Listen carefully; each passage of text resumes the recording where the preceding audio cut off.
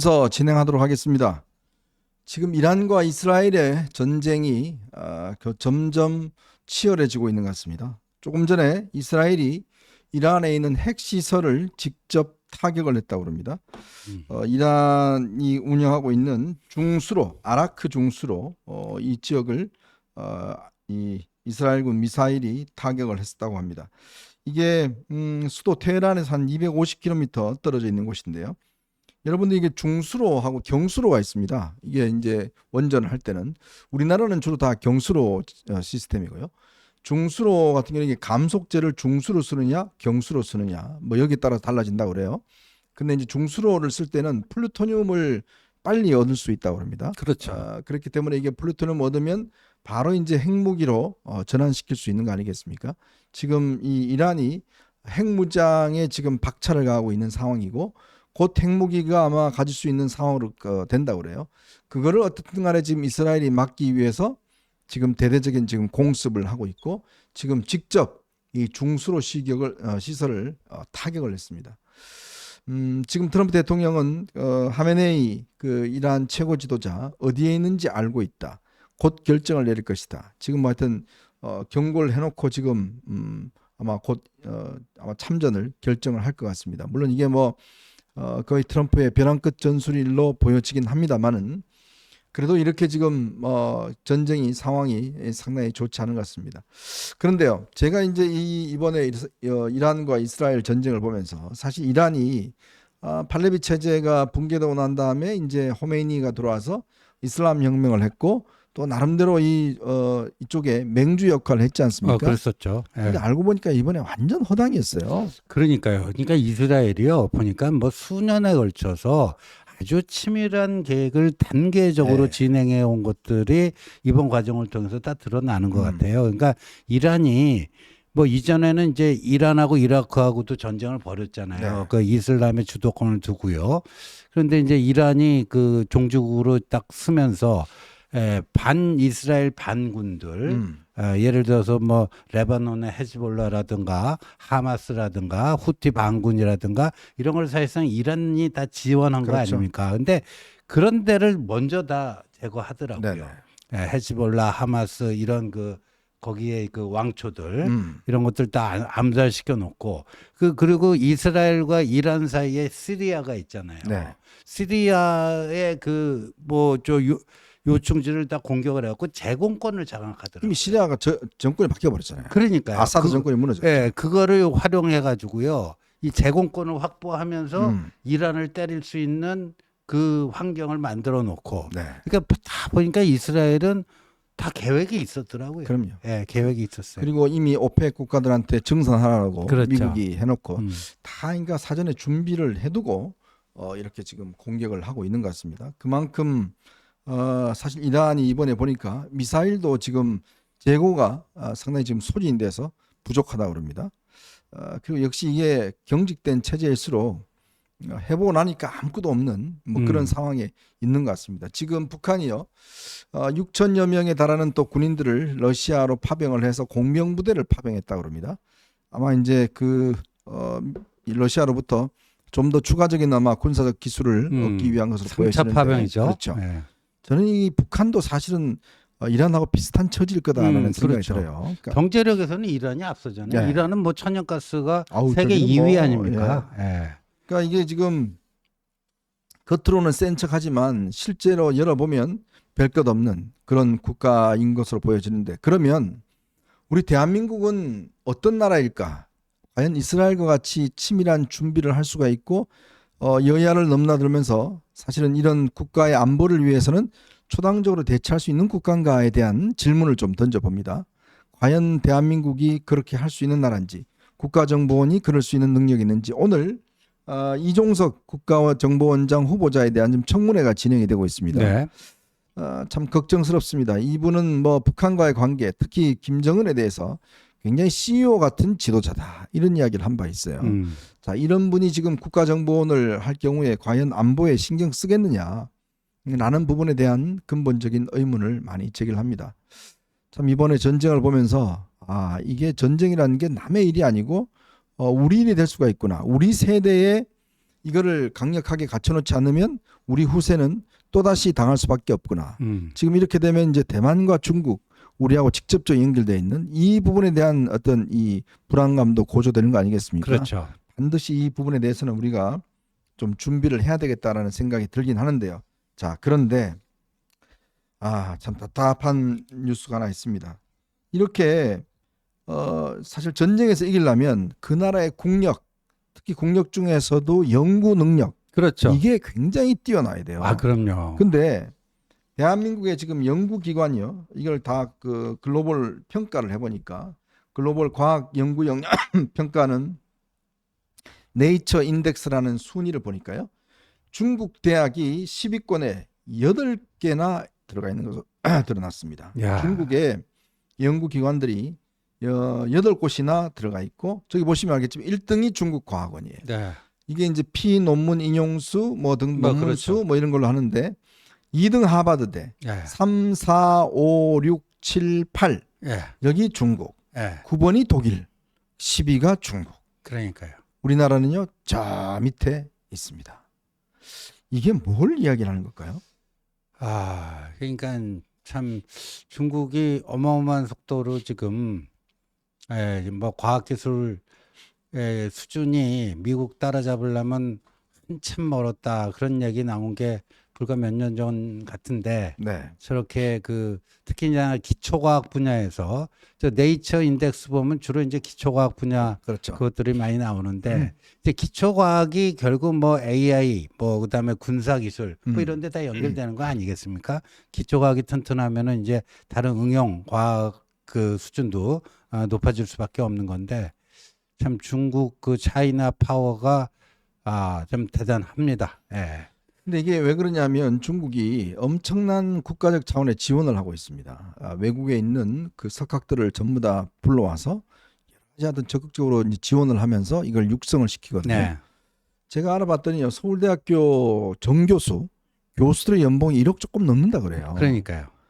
그리고 지금 연구 시설에 있는 게 절대적으로 부족하답니다. 네. 그래서 웬만한 사람들은 교수로 있지 않대요. 기업으로 다 가버리고. 그럼요. 왜 그러냐면 또 이 김영란법이 있지 않습니까? 네네. 이것 때문에 교수들이 어디 가서 강의를 해도 50만 원 이상 받지를 못해요. 그러니까요. 그러니까 이게 수입 자체가 지금 급격히 떨어지다 보니까 그것도 1년에 몇 번 못해요. 그러니까 이 돈벌이가 안 되는 겁니다. 솔직히 말해서. 경제적으로 이게 안 되니까 웬만한 뭐 박사학위까지 받으려고 그러면 저거 30대 중반 후반 돼야 되잖아요. 네. 근데 서울대 교수가 된다 하더라도 연봉이 1억 조금 넘는 것밖에 안 되니까 네. 다 기업으로 가버리고 다 외국 가버리고 연구소 가버리고 이런 식으로 가버리니까 우리나라 국가에 있던 이 연구 능력이 급격히 떨어지는 겁니다. 그렇죠. 저 10위권에 중국의 연구소가 8개나 있는 거는 사실상 미국 입장에서 보면 엄청나게 열받는 현상이에요. 그럼요. 왜냐하면 저기에 우수 브레인들이 다 어디서 공부하고 훈련받았어요. 네. 미국서 공부하고 훈련받았다고요. 그렇죠. 근데 시진핑이 그 엄청난 대우를 해줄 테니까 그 미국서 석박사학위 받고 미국서 잘 나가는 중국 출신의 과학기술자들 다 귀국시켜라. 네.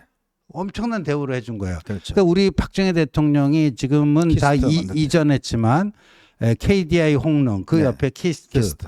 근데 그 KDI 뭐 이런 데는 이전에 저 반포 지금은 이제 재건축돼갖고 근데 그 옛날 뭐 반포 그 5층 아파트 있잖아요. AID 아파트 말씀하시는 거예요? 반포 주공 아파트. 중아파트. 네, 거기 맞아요. 보면은 제일 큰 평수가 뭐 40 몇 평인가? 네네네. 그럼 KDI 박사가 거기 KDI 들어가면 8년을 아주 기본 관리비만 내고 그 8년을 그 방 4개짜리인가? 뭐 차도 줬다는 거예요. 뭐 그래도 그런 정도. 키스트도 그렇고. 그런데 보니까 이제 이거 유능한 인재를 그 아주 A급 대우를 해주면서 그렇게 유치한 결과가 저 결과라고 봐요. 그렇죠. 저는. 네. 근데 지금 이재명 정부 핵심 공약 중에 하나가 서울대를 10개를 만들자. 근데 그 로드맵이 나왔거든요. 그 방법론이 뭔지 아세요? 지금 서울대 그 학생 1인당 거기에 이제 그 교육 훈련비하고 지방 국립대 보니까 이제 2배 이상 차이가 난다는 네네. 거예요. 그러니까 지방 국립대의 그 그 연구 훈련비, 교육비 1인당 그거를 서울대 70% 수준으로 높이자 일단. 그러니까 지방대 예산 투입을 많이 해주자. 그리고 이거를 다 통일해 갖고요. 이제 이렇게 한대요. 한국 1대, 한국 2대, 네. 한국 3대. 그러니까 이게 프랑스식이 아니에요. 네, 그렇죠. 예? 저 파리 1대학, 2대학, 옛날에 뭐 3대학. 소르본대 뭐 이런 거 있잖아요. 소르본 그런 식으로 한다는 거예요. 그게 되겠냐고요, 그게. 그러니까 전체 파이는 안 늘어나고. 예, 있는 거 그런 가지고 식으로 여기서 요 갈라놓으면 저기 52등짜리 또 안 되는 그 밑으로 그냥 10개가 생기는 거고. 그러니까 그 오늘 저 어떤 전문가가 딱 그 짚었던데 여러 그 해외 그 인류 대학 딱 경험한 사람이 그게 아니고 그렇게 해갖고 되느냐. 어? 이 방법은 따로 있다. 네. 하고 그 유능한 인재를 어떻게 그 파격적인 조건을 유치할 것인가. 네. 그 대학도요. 대학이 그냥 모든 단과 대학을 다 이렇게 통제하잖아요. 네. 그러지 말고 아예 단과 대학이 독립 채산제할 수 있도록 좀 파격적으로 좀 풀어줘야 된다. 네. 뭐 이런 제안까지도 내놓는 거거든요. 하여튼 나눠 먹는 거는 이 민주당의 좌파들이 정말 잘합니다. 네, 잘하죠. 근데 늘릴 생각은 안 해요. 그렇죠. 그죠? 근데 중국도 사회주의인데 네. 그 우수 두뇌 유치에는 그냥 그 물불 안 가리잖아요. 그럼요. 그러니까 여기에 그러니까 인재를 빨아들이는 네. 그런 어떤 이 능력들 이게 사실 박정희 모델이잖아요. 그렇죠. 그대로 지금 따라하는 거잖아요. 네. 그래서 지금 굴기라고 그러지 않습니까? 과학 굴기. 네, 굴기. 중국이 지금 감독님 선풍기 조금 중국이 조금 이게 과학적으로 보면 엄청난 이제 발전을 하는 거 아니겠습니까? 참 저는 이거 보면서 진짜 걱정이 들 부분은 바로 이 부분이에요. 그러니까 우리가 과학 기술력이 떨어지면 떨어질수록 어떤 새로운 과학 기술이 안 나오면 종속될 수밖에 없습니다. 그렇죠. 지금 중국이 어마어마하게 기술력으로 발전돼 가는데 한국은 이제 점점점 떨어지고 있어요. 근데 생각해 보십시오. 대한민국이라는 나라가요. 없는 게 없어요. 배도 만들죠. 그다음에 휴대폰도 만들죠. 스마트폰 만들죠. AI 있죠. 반도체 있죠. 이런 나라 없어요. 그럼요. 근데 이거를 정치가 다 망쳐놓고 있잖아요. 반도체법 통과 안 돼요. 전력 못 끌어서요. 저쪽에 속초에 있는 전력 끌어쓰려니까 추미애가 막아서서 네. 안 돼요. 뭘 하자는 겁니까 진짜. 예? 그래 놔놓고 뭐 AI는 발전을 어떻게 시킵니까? 전기가 없는데. 참 저는 이런 딴 거보다는 진짜 우리가 집중해야 되고 우리가 걱정해야 될 게 바로 이런 겁니다. 우리의 과학 역량 이런 것들이 점점점 떨어지고 있다는 거. 이게 우리의 미래가 없다라는 그런 중요한 증거다. 그렇기 때문에 참 이 문제 한번 여러분하고 좀 걱정을 좀 나눠보고 싶습니다. 진짜 지금 우리가요, 뭐 정치인들 뭐 돈 얼마 뭐 등등 이거 뭐 맨날 이거 따질 때 실제로 무너져가고 있는 것은 바로 여기입니다. 이런 과학기술의 어떤 기반이 무너지게 되면 먹거리가 없어집니다. 그럼 직장이 없어져요. 지금 AI 때문에요. 마이크로소프트가 벌써 수천 명 해고한다고 그럽니다. AI 때문에. 그러니까 이 AI가 발전되면서 이제 직장이 점점 잃어져 갑니다. 이제 그러면 그때 또 새로운 직장을 창출해야 되잖아요. 그렇죠. 요즘 보니까 택시 운전이 또 엄청 또 그 가격이 높대요. 왜냐하면 이게 저희 586 세대나 또 그 위의 세대가 은퇴하시는 분들이 네. 계속 경제 활동을 해야 되는데 네. 할 수 있는 일이 없다는 거예요. 그렇죠. 그래서 주로 그냥 할 수 있는 게 택시. 예. 이거 하시는 분들이 너무나 많아요. 그 특히나요. 요새 뭐 좀 서울 집값은 뭐 지금 뭐 한 7년 만에 뭐 최고치다 그러는데 지방 건축 경기는 완전히 그냥 그럼요. 얼어버렸어요. 네. 그러니까 지방에서는요. 이거 저 하루에 그 뛰면 20만 원씩 받을 수 있는 네. 이 A급 그 건축 기술자들 놀고 네. 있다는 거 아니에요. 네. 그러니까 그런 사람이 제가요. 어저께 아침에 택시를 탔는데 저기 전라도에서 알바 뛰러 올라와 있더라고요. 전라도에도 자기가 그 건축 일을 하는데 네. 일감이 없대요. 아이고. 그래가지고 이 서울에 가면 택시 알바라도 할 수 있기 때문에 한 달짜리. 예. 그래서 서울 와서 한 달 살게 하면서 택시 알바 뛰고 있다고 그러더라고요. 네. 예. 참 걱정입니다. 이게 혹시 나라가 좀 중산층이 튼튼해야 나라가 좀 안정될 수도 있고 또 이 노년에 우리가 걱정을 안 하는데 아마 많은 분들께서 이제 경제 활동을 계속 해야 될 수밖에 없는 처지니까요. 그렇죠. 근데 어떤 방식으로 이제 돈을 벌 것인가 이게 아마 걱정들이 많고 그래서 요즘 뭐 자격증 따는 분들도 많고 뭐 이런 세상이라고 그럽니다. 참 급변하는 시기에 정치인들은 참 좋겠어요. 아무 일도 안 하고 그렇게 돈도 따박따박 나오고 하니까 참 좋겠습니다. 자, 오늘은요 여러분들하고 저희가 세 가지 이슈를 가지고 좀 이야기를 나눠볼까 합니다. 지금 김민석 후보자가 거의 뭐 총리 다 된 듯이 하고 있는데 참 역시 민주당입니다. 자, 자꾸 이제 이 개인의 어떤 이 금전 거래 뭐 이런 게 문제가 되니까 진성준 정책위 의장이 이제 법안을 발의해서 아예 이런 도덕적인 문제, 개인 사생활의 문제는 공개하지 않도록 비공개로 하는 법을 만들겠다고 그럽니다. 얼마나 진짜 무서웠으면 얼마나 구린 게 많았으면 요따오 짓을 할 수 있을까라는 것에 대한 이야기를 좀 해보고요.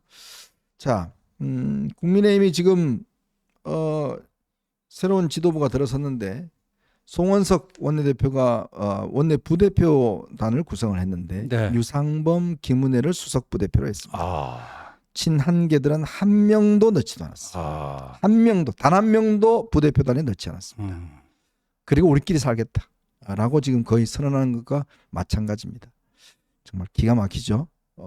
참 그러면서 서서히 나경원, 안철수는 또 고개를 쳐들고 있습니다.